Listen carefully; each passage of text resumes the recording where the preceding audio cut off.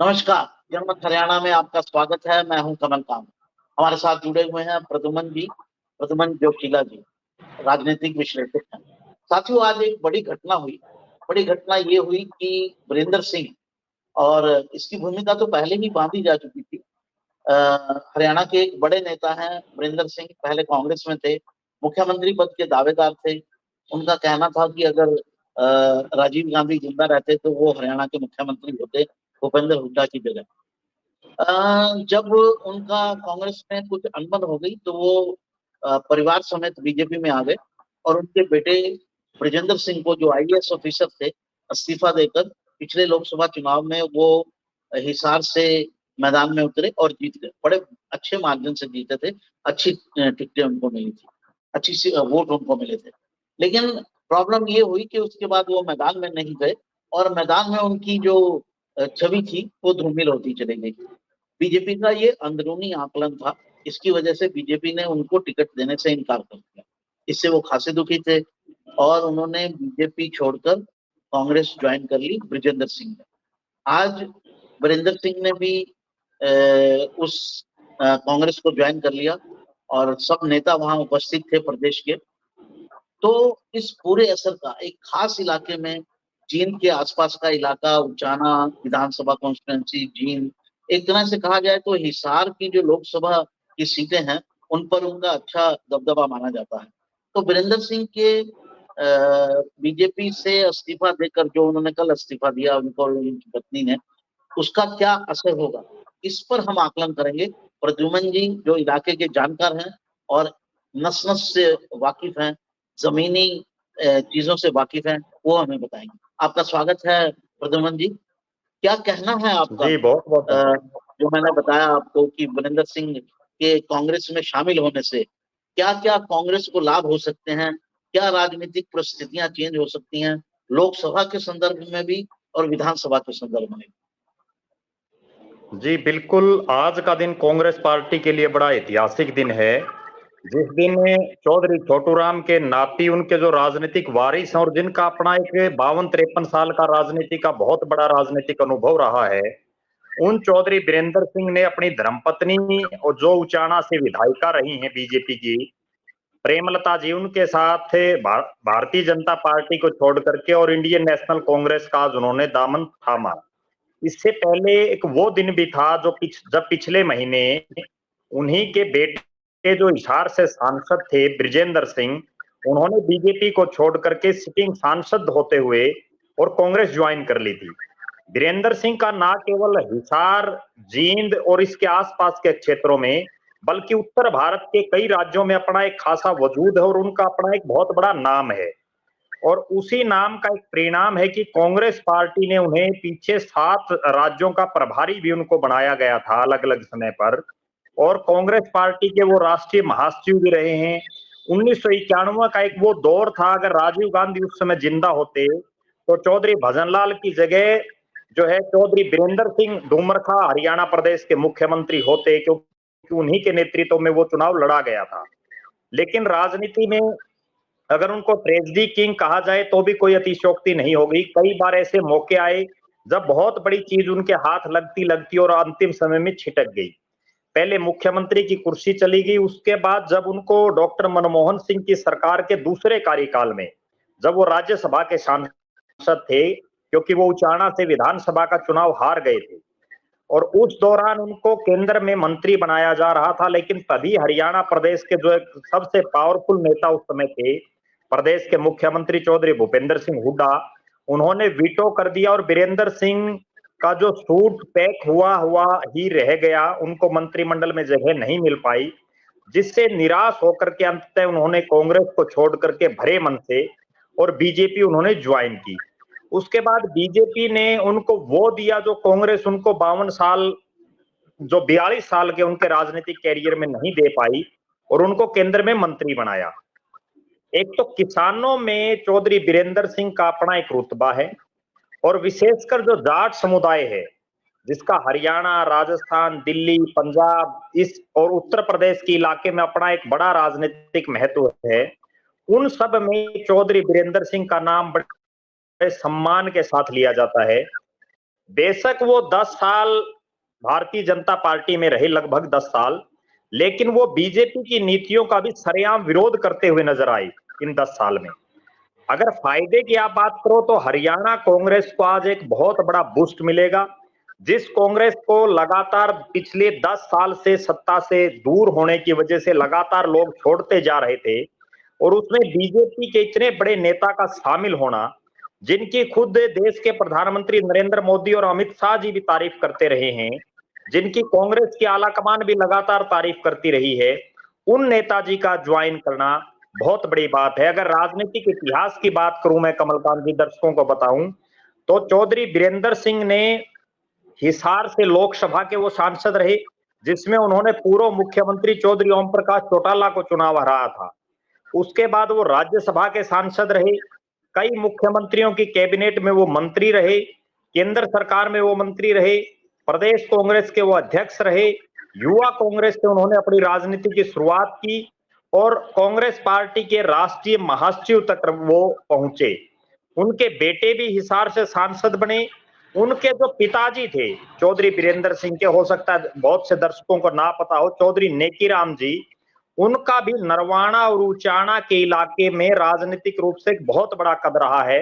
वो मंत्री रहे हैं प्रदेश की सरकार में और केंद्र के भी बड़े नेताओं के साथ उनके बड़े मधुर संबंध रहे हैं। चौधरी छोटूराम, जिनको पूरी दुनिया जानती है, उनके वो नाती हैं, यानी उनके दोहते हैं चौधरी बीरेंद्र सिंह। निश्चित रूप से किसान कौम में चौधरी छोटूराम से बड़ा आज तक के इतिहास में कोई नेता नहीं हुआ है, और उनके राजनीतिक वारिस का इन हालातों में कांग्रेस पार्टी ज्वाइन करना अपने आप में कांग्रेस के लिए एक बहुत बड़ी बूस्टअप है, एक बहुत बड़ी डोज उनको आज मिली है, जिससे कांग्रेस पार्टी को हरियाणा प्रदेश में बड़ा फायदा होगा। जी, आपने कहा बूस्टअप है, हरियाणा में फायदा होगा, तो हरियाणा में क्या फायदा है, किस किस इलाके में फायदा है, किस किस विधानसभा की कॉन्स्टिट्यूएंसी में फायदा है? क्योंकि लोकसभा की बात हम थोड़ी बाद में करते हैं, लोकसभा के लिए वो अपने बेटे को खड़ा करना चाहते हैं हिसार से, तो वो तो एक सीट वो हो गई। बाकी जगह तो भूपेंद्र सिंह हुड्डा का थोड़ा सा है, तो थोड़ा सा इसको एक्सप्लेन कीजिए कि कौन से इलाके में और विधानसभा की लगभग कितनी सीटों पर कांग्रेस को इसका लाभ होगा। देखो, हरियाणा प्रदेश की लगभग 13-14 ऐसी विधानसभा क्षेत्र हैं जहां बीरेंद्र सिंह का अपना और उनके समर्थकों का एक वजूद है, जिसमें अगर हम बात करें जींद जिले की 5 विधानसभा, जिसमें वो उनका अपना एक प्रभाव है, उचाना, नरवाना। उसके बाद अगर हम बात करें सफीदो, जुलाना और जींद, ये 5 विधानसभा क्षेत्र पड़ते हैं जींद जिले के, जिनमें चौधरी बीरेंद्र सिंह का अपना एक खासा वजूद रहा है। इसके अलावा अगर हिसार जिले की बात करें तो हिसार जिले के बरवाड़ा, उकलाना और नारनौंद, ये 3 विधानसभा क्षेत्र ऐसे हैं जहां चौधरी बीरेंद्र सिंह का अपना एक वजूद है, क्योंकि ये तीनों ही विधानसभा क्षेत्र कहीं ना कहीं उचाना विधानसभा क्षेत्र को टच करते हैं। इसके बाद अगर बात करें कैथल जिले की, कैथल जिले के कलायत, कैथल और कुंडरी और गुहला चीका, ये 4 विधानसभा क्षेत्र ऐसे हैं जहां चौधरी बीरेंद्र सिंह का अपना एक वजूद है। और उसका कारण ये है कि कलायत विधानसभा का एक बड़ा हिस्सा जो पहले राजौंद विधानसभा क्षेत्र होता था, वो उचाना के बिल्कुल साथ लगता है, और उस राजौंद का कुछ हिस्सा अब उचाना में है, कुछ हिस्सा अब कलायत में है। इसके अलावा अगर दर्शकों को याद हो, 2014 में जब चौधरी बीरेंद्र सिंह ने कांग्रेस छोड़ करके बीजेपी ज्वाइन की थी, उस समय उन्होंने कलायत से अपने एक साथी को टिकट दिलाने में भी वो कामयाब हो गए थे। इसके अलावा जींद में भी उन्होंने कई साथियों को टिकट दिलाई। इसके अलावा अगर बात करें सोनीपत जिले के जो बड़ौदा विधानसभा क्षेत्र पड़ता है, जो जींद जिले के बिल्कुल साथ लगता है, वहां भी चौधरी बीरेंद्र सिंह का अपना एक खासा वजूद है। ये तो कुछ एक वो विधानसभा क्षेत्र हैं जो जींद के आसपास जहां उनका अच्छा प्रभाव है। इसके अलावा भी हरियाणा प्रदेश के तमाम जो 90 के 90 विधानसभा क्षेत्र हैं, उनमें इक्का दुक्का कहीं ना कहीं मजबूत साथी उनके साथ जुड़े हुए हैं। और उसका कारण यह है कि बीरेंद्र सिंह 1991 से लेकर के और आज तक सक्रिय राजनीति में प्रदेश के शीर्ष नेताओं में उनकी गिनती रही है, चाहे वो कांग्रेस में रहे, चाहे वो तिवारी कांग्रेस में रहे, या उसके बाद वो भारतीय जनता पार्टी में आए। उनका खुद का अपना एक वजूद इस तमाम क्षेत्र में है। काफी अच्छी जानकारी आपने दी। लेकिन मेरा सवाल ये है जी, कि जब उन्होंने तिवारी जी, कांग्रेस बनाई, तब भी उसका जी, बहुत ज्यादा प्रभाव हरियाणा में नहीं दिखा, और जब वो जी, बीजेपी में आए तो बीजेपी के भी जी, बहुत अधिक साथियों को वो, हालांकि बीजेपी ने 2014 में और 19 में पूरा इस इलाके में उनको एक तरह से थोड़ी छूट दे रखी थी कि आप अपने जी, हिसाब से जी, कैंडिडेट चुनो, लेकिन उनके कैंडिडेट जी। कोई बहुत अधिक जीते नहीं। थोड़ा सा इस स्थिति को भी ऐसा क्यों हुआ कि अगर इतना ज्यादा ही प्रभाव है तो ना वो तिवारी कांग्रेस में कुछ ज्यादा कर पाए इलाके में, और ना ही बीजेपी में आने के बाद बहुत ज्यादा कैंडिडेट को जितवा पाए। देखो, इसका बिल्कुल साफ और स्पष्ट कारण मैं आपको बताऊं। चौधरी बीरेंद्र सिंह के साथ जो लोग जुड़े हुए हैं, उनमें ज्यादातर किसान कौम के और जो जाट बिरादरी के लोग हैं वो ज्यादा संख्या में जुड़े हुए हैं। जब उन्होंने भारतीय जनता पार्टी ज्वाइन की तो ये ही वो इलाका था जहां बीजेपी कभी जीत नहीं पाई थी। इस तमाम जो इसको बांगर की एक बेल्ट बोला जाता है, और इस बेल्ट में बीजेपी का कहीं कोई बहुत लंबा चौड़ा वजूद कभी नहीं रहा। चाहे वो बीरेंद्र सिंह आ गए, उसके बावजूद जो जाट जो उनके साथ लगे हुए थे, जो किसान उनके साथ लगे हुए थे, उन्होंने बीजेपी को टिकट नहीं दी। क्योंकि इस इलाके के जो बिल्कुल देसी टाइप के जो लोग हैं, जिनको हम बिल्कुल, जो बांगर का एक देसी जो इलाका है, उसमें उसके लोग बीजेपी को बहुत ज्यादा कभी पसंद करते ही नहीं है। ये तो जीत का भी उनका एक कारण यही था बीरेंद्र सिंह का, कि उनके एक निजी वोट थे और पहला पहला चुनाव था प्रेमलता का। अगर दूसरे चुनाव की बात करें तो दूसरे चुनाव में वो हार गए थे। पहली बार अगर वो बीजेपी की टिकट पर चुनाव लड़े तो उस दौरान तो लोगों ने सिर्फ इसलिए जिता दिया कि हो सकता है मुख्यमंत्री कौन बनेगा, क्योंकि तब तक कोई चेहरा नहीं था, ना खट्टर साहब को आगे किया हुआ था, ना किसी और नेता को आगे किया हुआ था। वो जो भी ही एक सीएम। बीजेपी ने, जी, वो एक सीएम के कैंडिडेट खुद थे, और जो ही बीजेपी ने ये दिखा कि अब मनोहर लाल जी ही सर्वे सर्वा हैं, तो यहाँ का तमाम वोटर बीजेपी से धीरे धीरे खिसक गया। अब जो बीरेंद्र सिंह ने कांग्रेस ज्वाइन की है, जो ब्रिजेंद्र ने जो कांग्रेस ज्वाइन की है, उसका भी एक बड़ा कारण यही था कि उनके जो समर्थक थे वो कहीं ना कहीं नाखुश थे भारतीय जनता पार्टी की हरियाणा प्रदेश की सरकार से। जी, सुशीला जी, एक विषय और उठता है जी, कांग्रेस में वीरेंद्र सिंह का और भूपेंद्र सिंह हुड्डा का। हालांकि ये दोनों जन्म से रिश्तेदार हैं, बुआ और मामे का शायद इनका जी, रिश्ता बनता है, लेकिन इन जी, दोनों जी, की आपस में जी, कांग्रेस बिल्कुल, के अंदर दोनों कॉन्फ्लिक्ट एक की स्थिति रही है। और अभी हाल फिलहाल में भी एक सर्वे, एक रील जारी हुई थी, ऑडियो जारी हुआ था, जिसके अंदर वीरेंद्र सिंह जो है बता रहे जी, थे कि भाई अगर सोनीपत चला गया विजेंद्र तो वहां उसके 4-5 एमएलए हैं जो खराब करेंगे। जी, और ये सबको ये नॉन जी, फैक्टर है।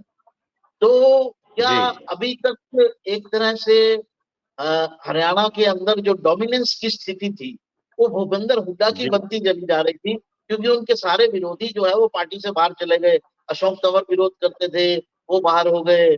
शैलजा थोड़ी माइल्ड होके विरोध करती हैं तो वो बनी हुई है। किरण चौधरी हैं, रणजीत सुरजेवाला है। अब ये एक और उनके विरोधी जो है वो पार्टी में आ गए, तो क्या इससे कांग्रेस के अंदर, जी। हरियाणा कांग्रेस में कन्फ्लिक्ट की एक बार नई स्थिति पैदा नहीं होगी? देखो, ये तो जो आप बात कह रहे हैं ये बिल्कुल वाजिब बात है, क्योंकि चौधरी भूपेंद्र सिंह हुड्डा जब प्रदेश के मुख्यमंत्री बने, उसके बाद उन्होंने जितने उनके प्रतिद्वंद्वी थे सबको धीरे धीरे खुडे लाइन लगा दिया। हालांकि चौधरी भूपेंद्र सिंह हुड्डा को मुख्यमंत्री बनाने में इन तमाम नेताओं का एक रोल रहा है, चाहे वो वीरेंद्र डूमरखा हो, कुमारी शैलजा हो, रणदीप सिंह सुरजेवाला हो, तमाम नेताओं ने चौधरी भजनलाल जी को हटाने के लिए हुड्डा साहब की मदद उस दौर में की थी। लेकिन चूंकि राजनीति नाम ही इसी चीज का है कि जब आप राज में हो तो अपने जितने विरोधी हो उनको धीरे धीरे आप जो है निपटाते रहें, और वही काम चौधरी भूपेंद्र सिंह हुड्डा ने किया, और उसका नतीजा ये रहा कि 10 साल बाद जो कांग्रेस 2005 में 67 विधानसभा सीटें जीतने में कामयाब हुई, वो 2014 आते आते 15 सीटों पर सिमट गई, और उसका सिर्फ एक सांसद जीत पाया, और वो 2019 में वो भी हार गई। निश्चित रूप से अब जब चौधरी वीरेंद्र सिंह ने कांग्रेस ज्वाइन की है तो जो एसआर के गुट था, जिसमें कुमारी शैलजा, रणदीप सिंह सुरजेवाला और किरण चौधरी, हालांकि सुरजेवाला और वीरेंद्र डूमरखा का भी आपस में 36 का आंकड़ा हमेशा से रहा है, क्योंकि दोनों एक ही जिले से थे। पहले शमशेर सिंह सुरजेवाला और बीरेंद्र सिंह डूमरखा का 36 का आंकड़ा चला, फिर रणदीप सिंह सुरजेवाला और बीरेंद्र सिंह का चला। लेकिन अब इन दोनों की मजबूरी है कि भूपेंद्र सिंह हुड्डा को रोकने के लिए जो एसआर के गुट बना हुआ है, उसमें हो सकता है वीरेंद्र सिंह और जुड़ जाए और वो एसआर के से एसआर के वी बन सकता है, ऐसा लग रहा है। दूसरी बात जो आपने जी दूसरी बात आपने जो कही कि भूपेंद्र सिंह हुड्डा अब बीरेंद्र सिंह दोबारा आ गए हैं। हालांकि बीरेंद्र सिंह ने ज्वाइन करते ही चौधरी भूपेंद्र सिंह हुड्डा का आशीर्वाद लेने के लिए वो पहुंचे। बीरेंद्र सिंह भी हुड्डा साहब के खास मित्र हैं, रिश्तेदार भी हैं, भाई हैं दोनों आपस में। उसके बावजूद आपस में चूंकि दोनों ही जाट समुदाय से हैं, दोनों का ही वोट बैंक एक ही बिरादरी ज्यादा है, तो लिहाजा उनमें आपसी प्रतिद्वंद्वता तो बढ़ती ही है और वो आगे भी बनी रहेगी। अब एक और बड़ी बात यह है कि जब ब्रजेंद्र सिंह को हिसार से टिकट मिलेगी कांग्रेस की, तो चौधरी भूपेंद्र सिंह हुड्डा उनकी कितनी मदद करते हैं, इस पर ही सारा सिस्टम क्लियर हो जाएगा। जी तो एक चीज मैं यहाँ कहना चाहूंगा कि जितने भी गुट हरियाणा में हैं और 5 में से 4 नेता तो जाट समुदाय के ही हैं, तो बाकी समुदायों की तरफ ऐसे लगता है कि कांग्रेस ने जो है ध्यान देना ही छोड़ दिया है और उसकी वजह से वो मुश्किल में आ रही है। अब बात करते हैं ब्रजेंद्र सिंह की। क्या आज की डेट तक ये श्योरिटी नहीं है कि ब्रजेंद्र सिंह को हिसार से टिकट मिल जाएगा? हो सकता है मिल जाए, मजबूत नेता है, लेकिन आज की डेट तक जो मेरी बात हुई सीनियर लीडर से कांग्रेस के, जो पैनल में नाम जाना है, वो पैनल में कई नामों में ब्रजेंद्र सिंह का एक नाम है। 3 नाम प्रमुख तौर से लिए जा रहे हैं। एक ब्रजेंद्र सिंह का, वो तो है ही, दूसरा जेपी का, और तीसरा जो है वो भजनलाल जी के बेटे का। तो ये जो 3 नाम लिए जा रहे हैं, इसमें सबके अपने अपने समीकरण हैं, और अगर ग्राउंड की सिचुएशन को देखा जाए, जो मेरे अनुसार इनमें से तीनों में से सबसे वीक स्थिति बनती है ब्रजेंद्र सिंह की। फिर भी क्या आपको लगता है कि पार्टी ब्रजेंद्र सिंह का बेटा होने के कारण ब्रजेंद्र सिंह को टिकट दे देगी हिसार से, या फिर उनको सोनीपत से उतारेगी? क्योंकि पार्टी के पास सोनीपत में कोई अच्छा कैंडिडेट भी नहीं है। जी देखो, मेरा इस विषय पर बिल्कुल स्पष्ट मत है। हिसार में अगर सबसे मजबूत कोई प्रत्याशी है तो वो चौधरी बीरेंद्र सिंह डूमरखा हैं। अगर चौधरी बीरेंद्र सिंह को पार्टी यहां से चुनावी मैदान में उतार दे, तो एक तो जो ब्रजेंद्र सिंह से लोगों की नाराजगी है वो दूर हो जाएगी। दूसरा, बीरेंद्र सिंह का अपना इतना एक लंबा राजनीतिक अनुभव है और जो उनकी एक लोगों के साथ जान पहचान और लोगों के साथ उनका एक व्यवहार है, वो निश्चित रूप से एक मजबूत पक्ष है। जहां तक आपने बात की सोनीपत की, सोनीपत में बिल्कुल क्लियर कट ये है कि चौधरी भूपेंद्र सिंह हुड्डा कभी नहीं चाहेंगे कि यहाँ चौधरी बीरेंद्र सिंह का बेटा सोनीपत से चुनाव लड़े। चौधरी बीरेंद्र सिंह ने 2014 में भी कोशिश की थी कि वो सोनीपत से चुनाव लड़े। 2019 में भी उन्होंने ये कोशिशें की थी, लेकिन तब भी पार्टी ने उनको हिसार से टिकट दिया। अब एक बार फिर से बीरेंद्र सिंह की कोशिश तो यही है कि वो सोनीपत से चुनाव लड़ाया जाए। सोनीपत चूंकि जाट बेल्ट है टोटली, और वहां से भारतीय जनता पार्टी ने एक ब्राह्मण चेहरे को चुनावी मैदान में उतारा है, उसका कहीं ना कहीं फायदा बीरेंद्र सिंह को वहां मिल सकता है। लेकिन हुड्डा साहब कभी नहीं चाहेंगे कि बीरेंद्र सिंह का बेटा यहां से चुनाव लड़े। मुझे नहीं लगता कि सोनीपत से कांग्रेस उनको टिकट देगी। जहां तक बात है हिसार से, चूंकि ब्रजेंद्र सिंह देश के वो पहले सांसद बने हैं जिन्होंने बीजेपी को छोड़ करके और सिटिंग सांसद होते हुए कांग्रेस ज्वाइन की है, तो टिकट तो उनको देनी पड़ेगी। ये कांग्रेस की मजबूरी है। कांग्रेस में हमेशा एक कल्चर रहा है कि यहाँ एक कोटा सिस्टम होता है, नेता अपने जो खासम खास हैं उनको टिकटें दिलाते रहते हैं, जिसकी वजह से कांग्रेस लगातार पिछड़ती जा रही है। अब चूंकि ब्रजेंद्र सिंह को सोनीपत से टिकट मिल नहीं सकता, उनके पास एक ही ऑप्शन है हिसार। लेकिन मेरा ऐसा मानना है कि अगर चौधरी बीरेंद्र सिंह का परिवार राजनीतिक सूझबूझ दिखाए तो ब्रजेंद्र सिंह को उचाना से एमएलए का चुनाव लड़ाना चाहिए और चौधरी बीरेंद्र सिंह को हिसार के लोकसभा के मैदान में आ जाना चाहिए, क्योंकि यहाँ उम्र भी कोई मायने नहीं रखती। उन्हीं के हम उम्र चौधरी रणजीत सिंह चौटाला को भारतीय जनता पार्टी ने अपना प्रत्याशी बनाया है, और अगर बीरेंद्र सिंह आ जाते हैं तो ये चुनाव चौधरी छोटूराम वर्षी चौधरी देवीलाल के जो राजनीतिक वारिस हैं उनके बीच में हिसार की जनता को लेकर के हो जाएगा। दूसरी, आपने जो दो प्रत्याशियों की बात की, मैं इस बात से बिल्कुल सहमत नहीं हूं कि चंद्रमोहन का हिसार लोकसभा में कोई बहुत लंबा चौड़ा खुद का वजूद है। हालांकि चौधरी भजनलाल के बेटे हैं, जिनका अपना एक बहुत लंबा चौड़ा राजनीतिक साम्राज्य, एक राजनीतिक हुकूमत उनकी रही है, लेकिन चंद्रमोहन का इस क्षेत्र से कोई बहुत लंबा चौड़ा लगाव नहीं रहा। जयप्रकाश का भी जो क्षेत्र है वो अब कैथल जिले के कलायत विधानसभा में आ गया है और वो कुरुक्षेत्र पार्लियामेंट में पड़ता है। लिहाजा सबसे मजबूत आज के दौर में भी चौधरी बीरेंद्र सिंह का परिवार ही दिखाई दे रहा है। जी जी, और हमने सर्वे करवाया था, मैं उसके आधार पर कह रहा हूँ। वो सर्वे जी हमने जी उचाना से करवाया था, और उचाना जी तो बीरेंद्र सिंह का इलाका है, बीरेंद्र सिंह का इलाका है। उसमें हमने जी पाया कि अपने आप से जो है वो कह रहे हैं कि जेपी को आएगा तो जेपी को वोट देंगे, ब्रजेंद्र सिंह को वोट नहीं देंगे। तो मेरे कहने का आधार ये था, एक इंडिपेंडेंट राय थी और सर्वे हमारा बिल्कुल दुरुस्त था, रैंडम सर्वे था। मैं हमने उसमें कोई ऐसा इन्फ्लुएंस मैं आने की कोशिश नहीं की। मैं और कमलकांत जी, चंद्रमोहन का आप भी एक कारण बनता है, क्योंकि नॉन जाट भी बहुत बड़ी संख्या में है और बीजेपी ने जी वहां कुलदीप बिश्नोई को टिकट नहीं दिया है। तो वो जो उसको जी लेकर एक भावना उभरी हुई है वहां पर, वो चंद्रमोहन के जी काम आ सकते हैं। तो ये दो फैक्टर बनते हैं। खैर, हम आगे चलते हैं। तो आपने एक नया एंगल दिया इस पूरी बहस को। वो ये था कि जी बीरेंद्र सिंह लोकसभा का चुनाव लड़े और ब्रजेंद्र जी सिंह विधानसभा का चुनाव लड़े। अब क्योंकि कांग्रेस जी का तो सारा काम हो ही चुका है, स्क्रीनिंग कमेटी की मीटिंग्स तक हो चुकी हैं, नाम तक जो है वो मोटे तौर पर फाइनल कर लिए गए हैं। तो अब उसमें बीरेंद्र जी सिंह को फिर से ऐड करना या स्क्रीनिंग कमेटी को फिर से बिठाना थोड़ा मुझे संभव नहीं लगता। आपको लगता है क्या ये पॉसिबल है? देखो, राजनीति में कभी भी कुछ भी हो सकता है और हमेशा जिताऊ प्रत्याशी पर ही दांव खेलना चाहिए। आपने जो बात अभी पीछे की सर्वे की, मैं इस बात से बिल्कुल सहमत हूं कि ब्रजेंद्र सिंह का जो 5 साल का कार्यकाल था उस दौरान वो लोगों से बहुत ज्यादा नहीं मिले। हिसार लोकसभा में कोई बहुत लंबा चौड़ा वो विकास का कार्य नहीं करवा पाए, इसलिए लोग उनसे नाराज हैं। इसीलिए मैंने ये कहा है कि बीरेंद्र सिंह को अगर टिकट दी जाती है तो वो ब्रजेंद्र से कई गुना ज्यादा मजबूत प्रत्याशी हैं।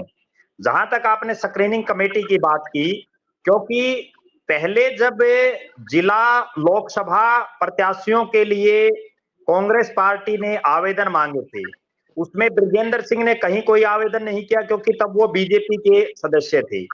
अब चूंकि जब तक बीरेंद्र सिंह पार्टी में है ही नहीं, तो लिहाजा उनका स्क्रीनिंग कमेटी में नाम जाना का कोई तुक नहीं है। अब उन्होंने आज ही पार्टी ज्वाइन की, और एक और खास बात मैं आपको दर्शकों को बताऊं, आज टिकटों के बंटवारे से पहले एकाएक बीरेंद्र सिंह को पार्टी ज्वाइन करवाना, ये इस तरह के एक संकेत देता है कि पार्टी गंभीरता से बीरेंद्र सिंह के नाम पर ब्रजेंद्र सिंह को ही आपकी टिकट आवाज देनी रुकी, होती। जोशीला जी आपकी बीरेंद्र आवाज सिंह को ज्वाइन, दोबारा जी से अपनी जी, बात की, आपकी आवाज रुक गई। अगर ब्रजेंद्र सिंह को ही पार्टी ने टिकट देनी होती तो हो सकता है बीरेंद्र सिंह को बाद में ही पार्टी ज्वाइन करवा लेते, क्योंकि दर्शकों को ध्यान होगा जब ब्रजेंद्र सिंह ने पार्टी ज्वाइन की उस समय चौधरी बीरेंद्र सिंह का एक बयान आया था कि वो जींद या हिसार में एक बड़ी रैली करके कांग्रेस पार्टी ज्वाइन करेंगे, जिसमें उनके हजारों समर्थक शामिल होंगे। लेकिन उन्होंने एकाएक कांग्रेस का जो राष्ट्रीय कार्यालय है उसमें पार्टी ज्वाइन की और तुरता फुर्ती का वो कार्यक्रम बना। उसके बाद अब ऐसा मुझे लग रहा है कि कहीं ना कहीं टिकट उनको दी जा सकती है। स्क्रीनिंग कमेटी ने उनका नाम भेजा हो ना भेजा हो, या दोबारा भी बैठ सकती है स्क्रीनिंग कमेटी, कोई बहुत लंबी चौड़ी बात नहीं है। लेकिन कहीं ना कहीं ऐसा लग रहा है कि अगर पार्टी को जिताऊ चेहरे पर दांव खेलना हो तो वो चौधरी बीरेंद्र सिंह ज्यादा मजबूत हैं ब्रजेंद्र सिंह के मुकाबले। जी, जोशीला जी, जी। तो जोशीला जी ने कहा आपको कि वीरेंद्र सिंह के कांग्रेस में शामिल होने के बाद एक नया समीकरण खड़ा हो गया है और जी। अगर हर सीट को जो है वो पार्टी जीतना चाहती है कांग्रेस पार्टी, तो वो ब्रजेंद्र सिंह पर दम लगाने की बजाय उनको वीरेंद्र सिंह पर अपना दांव ठोकना चाहिए, क्योंकि ब्रजेंद्र सिंह के खिलाफ लोकल इनकम्बेंसी है, एंटी इनकम्बेंसी है, जो वीरेंद्र सिंह दूर कर सकते हैं। ये एक नया एंगल है। फिर भी इस पूरे वीरेंद्र सिंह के कांग्रेस में आने के बाद निश्चित रूप से लोकसभा में और विधानसभा के अंदर परिस्थितियां बदलेंगी, समीकरण बदलेंगे। ये समीकरण दोनों तरह के हो सकते हैं। पार्टी मजबूत भी हो सकती है और पार्टी में अंतर्कलह भी बढ़ सकता है। ये पुराना अंतर्कलह है वीरेंद्र सिंह और हुड्डा के बीच में। इस पूरे आज के इस चर्चा में इतना ही। फिर किसी नई चर्चा के साथ आपके साथ हाजिर होते हैं। नमस्कार। नमस्कार, धन्यवाद।